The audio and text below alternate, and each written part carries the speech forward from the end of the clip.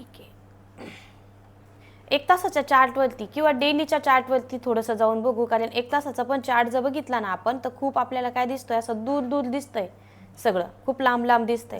म्हणून मग आपण काय करू, थोडंसं काय करू, एक 4 तासाला पण चेक करूया की काय आहे. आपल्याला काय होतं बघा, सगळ्यात महत्त्वाचं आपण टाईम फ्रेम का चेंज करतो, सपोर्ट रेजिस्टन्स लावताना काय होतं, 4 तासामध्ये तुम्हाला चार्ट किती छान दिसतोय बघा, up and down, highs and lows दिसत आहेत. पण तेच जर तुम्हाला आता मी 5 मिनिट्सला शिफ्ट केलं, दिसतंय का तुम्हाला काही व्यवस्थित? काय होतं, खूप दूर जावं लागतं कुठलं पण हाय प्रेडिक्ट करण्यासाठी. म्हणून आपण काय करतो, हायर टाइम फ्रेम चूज करतो हाईज अँड लोज मार्क करायला किंवा ट्रेंड ॲनालाइज करायला. आता आपण कोणत्या पेअरमध्ये, सगळ्यात महत्त्वाचं युरो USDच्या पेअरमध्ये, युरो USD मध्ये तुम्ही काय केलं, समजा डे टाइम फ्रेम घ्या सगळ्यात सुरुवातीला. डे टाइम फ्रेममध्ये बघा तुम्हाला एकदम व्यवस्थित दिसतोय, हाय लो सगळं दिसतंय व्यवस्थित. इवन प्रिव्हियस हाय पण पटकन प्रेडिक्ट होतोय. मग प्रिव्हियस हाय कोणता होता, त्याला सपोर्ट मार्क करण्यासाठी किंवा रेजिस्टन्स मार्क करण्यासाठी हॉरिझॉन्टल लाईन शिकवली आहे. आता ही हॉरिझॉन्टल लाईन आपण इथे मार्क केली तर हा काय बनला, याचा सपोर्ट आहे का रेजिस्टन्स, सांगा बरं. मार्केट इथं आहे, मार्केट इथं आहे, तर हा वरची लाईन काय असणार तुमची, काय असणार, रेजिस्टन्स असणार. सगळ्यात महत्त्वाचं, तुम्ही जी लाईन ड्रॉ केलेली आहे ना ती सपोर्ट आहे का रेजिस्टन्स आहे, हा कसं आयडेंटिफाय करणार, चालू मार्केट कुठे आहे, मार्केटची करंट पोझिशन कुठे आहे, बरोबर की नाही. ही करंट पोझिशन आहे मार्केटची, म्हणून हा काय बनला त्याचा रेजिस्टन्स. पण इथं बघितलं तर आपल्याला अजून एक हाय पीक दिसतोय, बरोबर. म्हणजे हा कुठून आलेला आहे, हा इथे नाही मार्क करायचा, पाठीमागे बघायचं, चेक करायचं की कुठपर्यंत हाय होता, बरोबर. इथून हा इथपर्यंत गेला नाही, इन मिडलच थांबला कुठेतरी, तर काहीतरी इथे सपोर्ट असणार याचा किंवा रेजिस्टन्स असणार, बरोबर.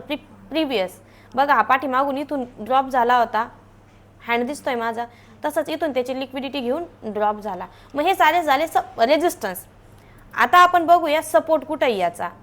मग सपोर्ट चेक करण्यासाठी पहिल्यांदा जर तुम्ही जर व्यवस्थित जर बघितलं ना, मार्केट इथून बऱ्याच वेळा स्ट्रगल होऊन खाली पडलं आणि मग इथून वरती गेलेलं आहे.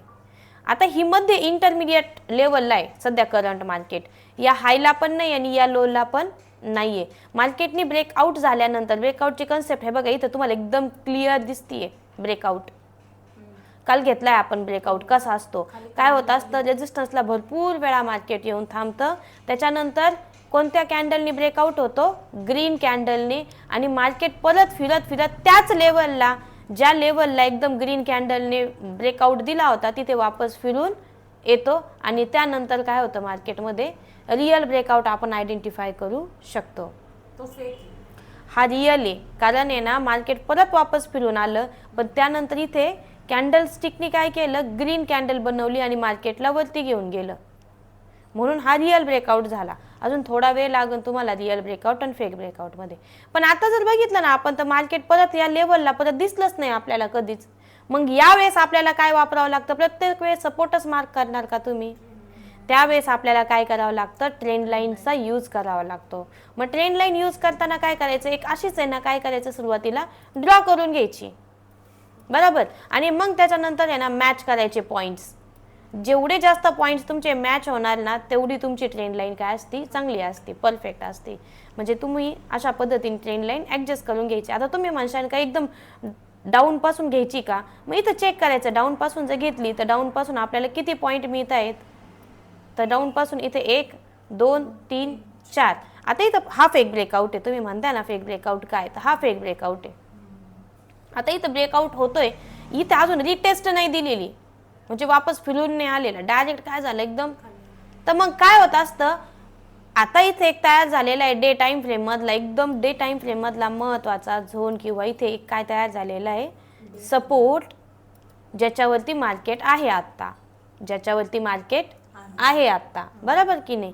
ट्रेंड लाईन ड्रॉ केली आणि त्याच्या जे बॉटमचे लेवल्स असतात ना, ते सुद्धा तुमचे काय म्हणून काम करतात, ट्रेंड लाईनचे सपोर्ट म्हणून काम करतात. इथे बघा हे सपोर्ट छोटे छोटे तयार झाले होते. आणि रेजिस्टन्सला पण तसंच, इथे पण तुमचा काय हा एक रेजिस्टन्स आहे, इथे पण काय तुमचा हा एक रेजिस्टन्स आहे.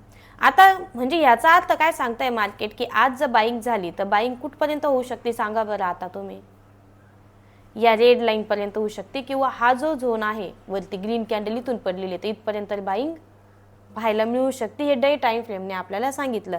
डे टाइम फ्रेम आपल्याला सांगतोय काय, डे टाइम फ्रेम आपल्याला काय सांगतोय की मार्केटने एक हाय आणि लो मार्क केला होता. इथे बघा प्रिव्हियस लो होता, आता नवीन हाय आहे आणि मार्केट कोणत्या जागेवर आलेलं आहे, प्रिव्हियस हाय का प्रिव्हियस लोच्या जागी आहे, कोणत्या जागी आहे, प्रिव्हियस हायच्या जागी नाही तर प्रिव्हियस लो. मग प्रिव्हियस लोच्या जागी असेल तर मार्केटमध्ये आपण काय करायला पाहिजे, बाय केला पाहिजे. ओके, ही कन्सेप्ट आपल्याला आता इथं काय समजली, डेच्या लो मधून.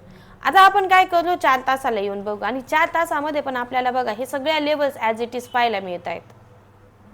आता याच्यातल्या काही लेवल्स तुम्ही अशा काढू शकता की इकडे बघायचं थोडंसं छोटं करून की कुठे आपल्याला सपोर्ट रेजिस्टन्स अजून एक्स्ट्रा दिसत आहेत का.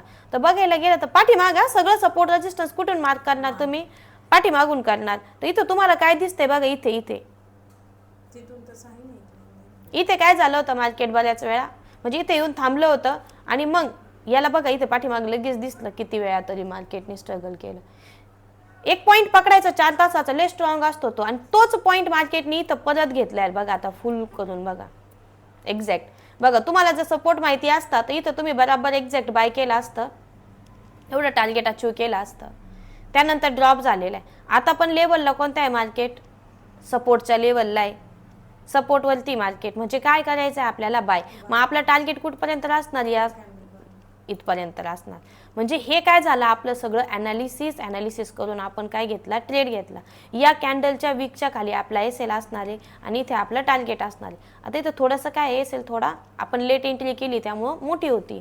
हीच एंट्री आपल्याला 5 मिनिटामध्ये लवकर भेटली असती, इथेच भेटली असती, पण आपण आत्ता ॲनालाइज केलं ना त्यामुळे आपल्याला इथे काही एंट्री भेटली नाही. मग आपण आता इथे एक एंट्री घेऊन याचा एसएल इथं डायरेक्ट याच्याच खाली लावला ना, झोनच्या खाली, तरी चालेल. तो फेक ब्रेकआउट होता झोनचा, फेक ब्रेकआउट करून मार्केट पुन्हा एकदा त्याच्याच रेंजमध्ये वापस गेलेले. फेक ब्रेकआउट म्हणजे मार्केट पुन्हा एकदा आपल्याच रेंजमध्ये वापस येणं आणि रिअल ब्रेकआउट म्हणजे मार्केट त्या लेवलला तोडून दुसऱ्या लेवलपर्यंत पोहोचतं. फेक ब्रेकआउट म्हणजे काय की मार्केट दाखवतो का मी खाली पडतोय किंवा वरती जातोय, पण तो फिरून परत वापस येतो आपल्या घरात. असं समजा आपण जे घर बांधलेले नाही, हे वरती एक आणि एक खाली, याच्यात परत वापस आलं की नाही, म्हणजे तो काय झाला, फेक ब्रेक डाऊन. खाली डाऊन असतो, वरती आउट असतो. मग आता तुम्हाला काय करायचंय, असं हे सगळं स्कीमॅटिक तयार करून घ्यायचंय. ही ड्रॉइंग सगळी तुमची तयार असली की तुम्हाला काय होणार, समजणार मी कुठे ट्रेड घ्यायचा. मग आज दिवसभरात फक्त त्या लेवलला आलं, ओपन करायचं, चेक करायचं, 4 ते 5 पेअर करा. 4 ते 5 पेअर मध्ये तुम्ही सपोर्ट रेजिस्टन्स कुठून मार्क करायला सुरुवात करणार, डे मध्ये बघा तुम्हाला काही भेटलं तर ठीक आहे, नाही तर 4 आवर 1 आवर आणि फक्त 15 मिनिट्स पर्यंत. 15 मिनिट्सच्या खाली सपोर्ट रेजिस्टन्स मार्क करू नका. एंट्री कुठे घ्यायची असती, 1 मिनिट आणि 5 मिनिट्स मध्ये घ्यायची एंट्री.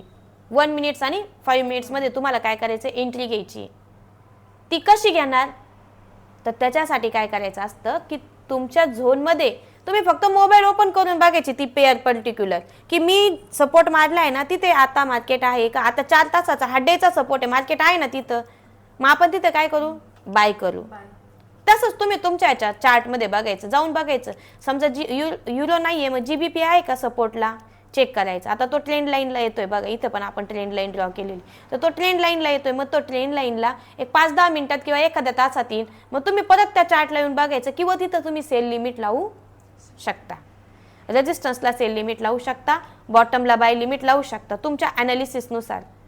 आणि मग तुम्ही तुमच्या डायरीमध्ये लिहून ठेवायचं, मी बाय लिमिट लावलं होतं, मार्केटमध्ये एक झोन होता माझा, बघा इथे कसा झोन किती सुंदर होता हा, याच झोनला बाईंग झालेली. हे झोन तुम्हाला आता आयडेंटिफाय करायचे, अजून तुमचे झोन नाही झालेला, पण आता सध्या तुम्ही सपोर्ट रेजिस्टन्सला पहिल्यांदा पक्क करा.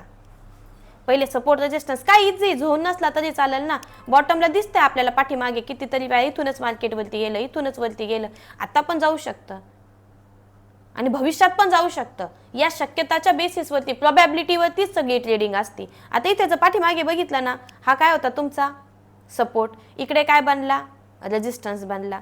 थोडं फार खाली वर जातं असं समजू नका तुमची लेवल चुकली, लेवल बराबर असतं. एसएल हंटिंग असतं, लिक्विडिटी हा कन्सेप्ट आहे, तो मोठा कन्सेप्ट आहे, तो पुढे तुम्हाला चालून समजेल की काय होतं. आणि तुम्हाला हे पण बघायचंय की तुम्ही जे लावले ना बाय सेल, त्याचं एसएल हंट करून मार्केट तुमच्याच डायरेक्शननी गेलं का, म्हणजे तुम्ही समजले होते याला रेजिस्टन्स, याला सेल घेतला तुम्ही, रेजिस्टन्सला काय घेतला, सेल घेतला, पण त्यांनी पहिले तुमचा एसएल हिट केला आणि परत सेलिंगलाच पडलं, हे सुद्धा बघा. किती वेळा होता असं. हेच लिहायचंय. ट्रेड क्लोज करून काही फायदाच नाही. एसएल हंट होतं. एसएल हंट होतं, याचा अर्थ काय झालं की माझी लेवल बरोबर होती, एसएल किती हंट झाला त्याला आपण लिक्विडिटी म्हणतो, कन्सेप्ट एसएल हंटिंग म्हणतो.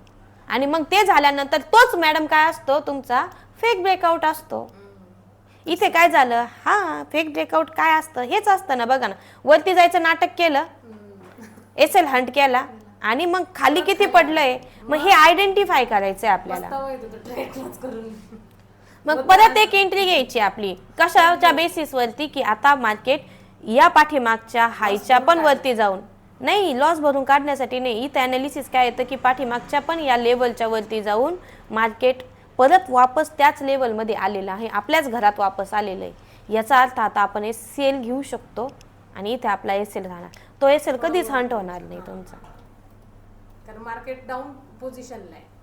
जसं की आता इथे पण आहे ना, इथे तयार करतोय ना, मग इथे काय करू शकता तुम्ही, इथे एक सेल घेणार आणि या सेलचा एसएल कुठे असणार, मिनिमम एसएल इथेच असणार इथे, आणि टार्गेट तुमचं इथं असणार. आता ही लेवल कोणती होती मला सांगा, ही हायर टाइम फ्रेमची लेवल आहे बरोबर.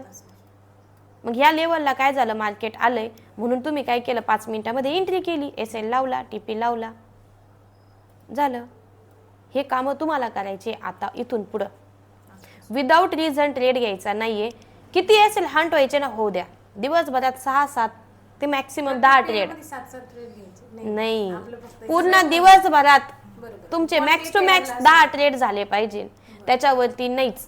त्याच्या आतमध्ये तुम्हाला जेवढा प्रॉफिट येतो ना, तो बघा 10 ट्रेड मॅक्स टू मॅक्स आहे, त्याच्यापेक्षा जास्त ट्रेड घ्यायचेच नाही आज दररोज.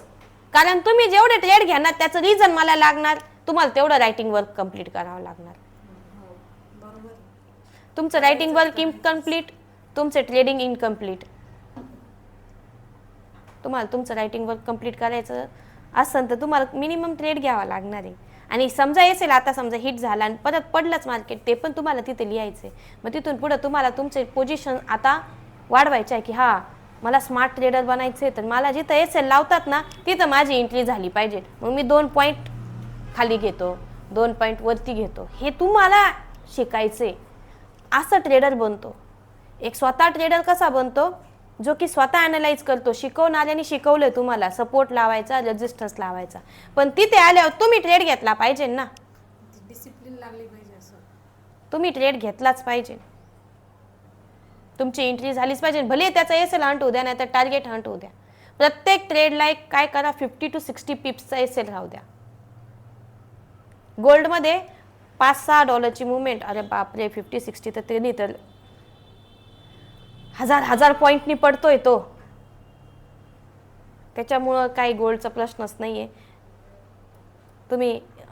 तुम्हाला असं वाटतं बघा करन्सीमध्ये कमी पैसे भेटतात, पण करन्सी सध्या तुमच्यासाठी बेस्ट आहे एकदम. ठीक आहे, थोडे पैसे कमवा, पण जाऊ नका देऊ पैसे जास्त, जे की तुम्हाला पसणार नाही. त्यापेक्षा काय करा, घुसायला पाहिजे. हे USD ला थोडं करायचं त्यात, पण हे चांगलं दिलं पाहिजे. यांना पण जरासं नाही. तुम्ही काय करा, पहिल्यांदा higher time frame to lower time frame mark करा. सपोर्ट रेजिस्टन्स ऑलरेडी मी तुमचं घेतलेलं आहे आणि स्टार्ट करा. मला ते टेलिग्रामला जॉईन करायचं. हां, कर बंद.